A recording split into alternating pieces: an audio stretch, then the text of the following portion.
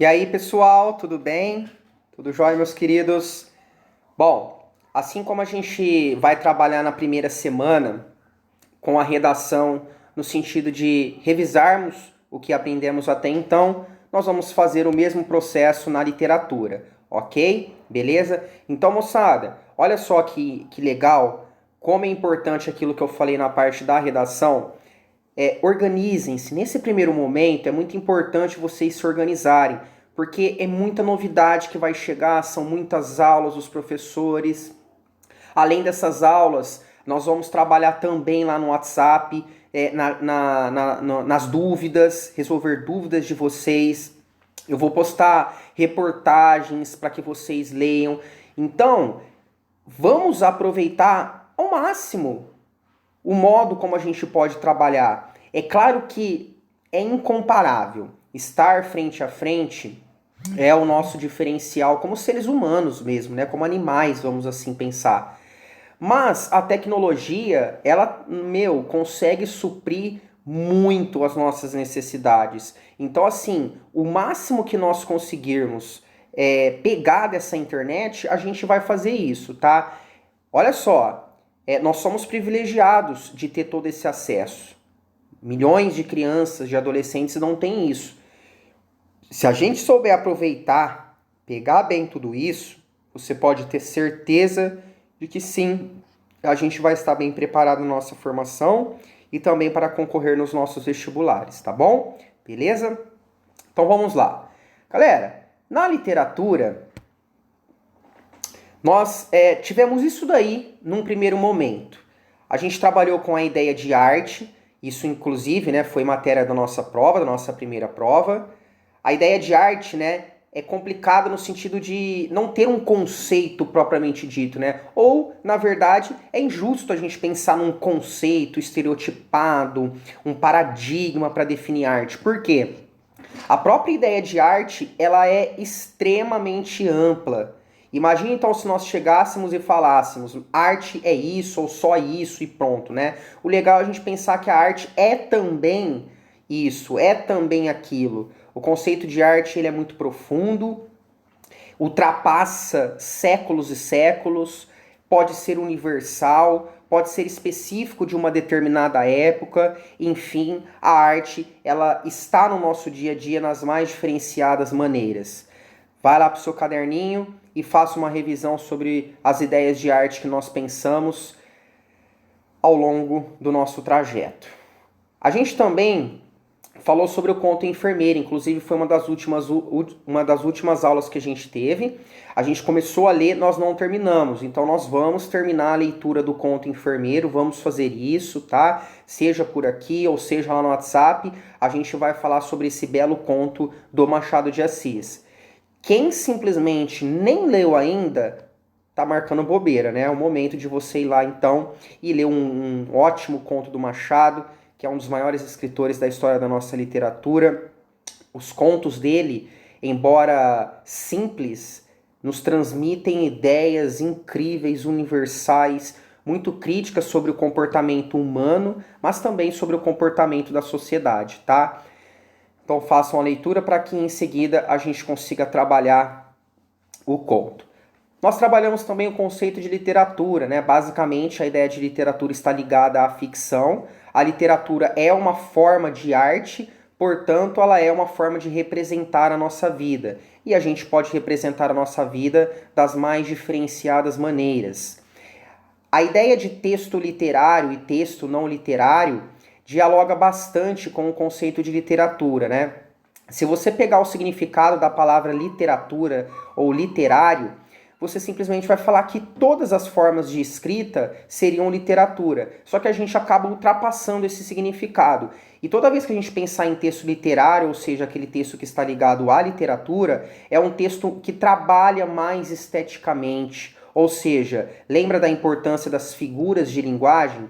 Dentro de textos literários, da literatura, a gente tenta construir um sentido conotativo, mais intenso. Por quê? Porque o sentido denotativo, o texto literário, eles não dão conta de conseguir expressar, muitas vezes, os nossos sentimentos, as nossas angústias, as nossas dores, as nossas alegrias, enfim, não conseguem dar conta de expressar do modo como a gente gostaria, né? Então, por exemplo, se nós chegarmos e falar eu amo a minha mãe, é uma coisa.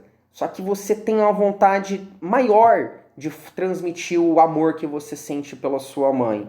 Então você chega na sua mãe e fala: Mãe, o meu amor por você é tão grande quanto o mar. Ou seja, eu preciso fazer uma comparação entre dois elementos teoricamente lógicos, o mar, amor, e envolver a nossa mãe, porque o meu amor é muito grande, eu quero transmitir essa sensação. Então, a partir do momento em que nós trabalhamos intensamente, ou seja, de modo a promover uma ênfase no que a gente quer dizer, no que a gente quer transmitir, nós estamos trabalhando num sentido mais diferenciado, mais enfático. E para acontecer isso, né, para que a gente consiga atingir esse objetivo, nós precisamos do apoio das figuras de linguagem, ou seja, do sentido conotativo. Beleza? E aí então a gente chega nas figuras de linguagem. Moçada, lembrem-se, né, de que eu falei isso. Uma das matérias mais importantes em literatura, em textos, são as figuras de linguagem. A gente precisa muito saber das figuras de linguagem, dominá-las. Nossa, João, mas são muitas figuras de linguagem. Por isso que o estudo em relação a essa parte da nossa língua tem que ser acompanhado durante todo o nosso colegial. Até o segundo colegial, até o terceiro colegial, o Enem, a FUVEST, a VUNESP, cobra, gente, todos os anos em seus vestibulares alguma coisa ligada a recurso expressivo, tá? Então a gente tem que ficar atento ao estudo das figuras de linguagem, tá certo?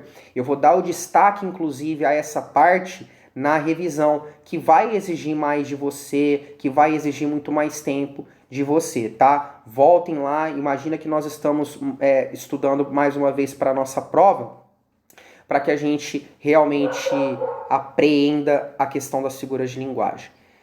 E por fim, nós começamos, né, a gente entrar na ideia de escola literária, a ideia de estilo individual e de estilo de época, né? Estilo individual é um escritor na nossa literatura, né, um poeta, ou nas artes em geral, que vai criar um estilo muito próprio, muito dele, muito peculiar. Ou seja, de tanto que esse artista tem uma qualidade sensacional, ele ultrapassa a época em que ele vive. Ele é o diferente.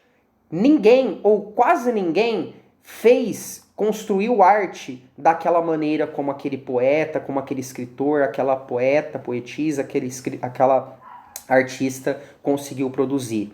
Ou seja, essas pessoas são muito diferenciadas, por isso elas criam o próprio estilo, isto é, o estilo individual. O estilo de época já são vários artistas que em comum criam um estilo ou têm um estilo muito parecido, na verdade, tá? Ou seja, o estilo de época representa escritores, artistas que não são tão consagrados, embora possam sê-lo, claro, né? Quanto aquele que cria o próprio estilo, o estilo individual. Bom, o estilo de época vai reunir artistas das mais variadas partes da representação artística. E aí, o que vai acontecer? Quando eu reúno vários escritores, isso no âmbito da literatura, eu posso criar uma escola literária. Por quê? Porque aqueles artistas em comum, eles apresentam um modo de escrever, eles apresentam ideias artísticas muito parecidas. Claro que eles vão ter as suas diferenças, não tem como todo mundo ali escrever da mesma coisa, isso seria inimaginável. Mas eles têm características muito incomuns, e essas características em comum vão formar o quê? Uma escola, um movimento estético, no qual esses escritores, esses artistas, eles vão dialogar entre si, tá certo? Então, meus queridos, tem bastante coisa, lembrando que a literatura, né, ela é imensa, tem bastante coisa pra gente aprender. Faça essa revisão ao longo da primeira semana. Nós vamos trabalhar uma revisãozinha também lá no WhatsApp. Qualquer dúvida que vocês tiverem, vocês perguntem a mim, por favor. Tá certo? Combinado? Super beijo mais uma vez. Tudo de bom a todos vocês.